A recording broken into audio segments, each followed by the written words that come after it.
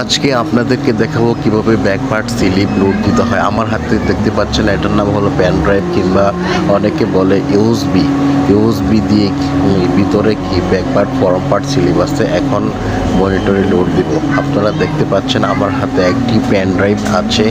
দেখেন ওই যে প্যান ড্রাইভ প্রবেশ করানোর অপশন দেখা যাচ্ছে ওখানে। এখানে আমি প্যান ড্রাইভ প্রবেশ করালাম। এখানে দেখেন ফাইল ম্যানেজারে ঢুকতে হবে। প্যান ড্রাইভের রাইট সাইডে হলো প্যান ড্রাইভ অপশন, এই বাম সাইডে হলো মনিটরের অপশন। এখানে আমি ব্যাক পার্ট এখন লোড দিব। দেখেন F3 পার্ট ইম্পোর্টে ক্লিক করার পর এখানে ইম্পোর্ট প্যাটার্ন সাকসেস অপশন চলে এসেছে। এখানে চলে এসেছে ট্রিনি ব্যাক পার্ট থেকে মনিটর থেকে ব্যাক পার্টে চলে গিয়েছে।